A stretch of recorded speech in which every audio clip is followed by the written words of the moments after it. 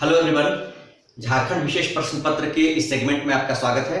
आज 14 सितंबर है, जिसको कि हम राष्ट्रीय हिंदी दिवस के रूप में मनाते हैं। आप सबको हिंदी दिवस की बहुत बहुत शुभकामनाएं। आज का पहला प्रश्न है, झारखंड में राजतंत्र स्थापित होने से पूर्व भूमि पर किसका अधिकार होता था?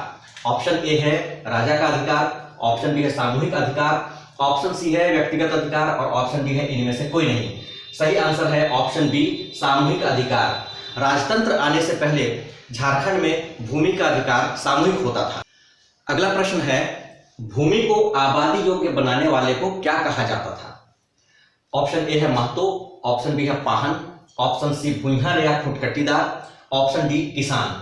सही आंसर है ऑप्शन सी, भूइहर या खुटकट्टीदार। तीसरा प्रश्न है, राजा के निजी उपयोग के लिए निर्धारित भूमि क्या कहलाती थी? ऑप्शन ए है माझहस या मझियस, ऑप्शन बी है भूइहरी, ऑप्शन सी है खुटकट्टी, ऑप्शन डी इनमें से कोई नहीं। सही आंसर है ऑप्शन ए, माझहस या मझियस। ओरिजिनली इसको स्थानीय भाषा में मझियस ही कहा जाता है, लेकिन किताबों में आपको कहीं कहीं पे माझहस लिखा भी दिख जाएगा।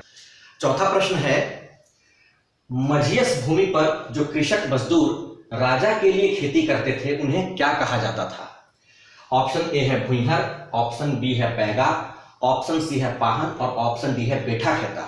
सही आंसर है ऑप्शन डी, बेठा खेता।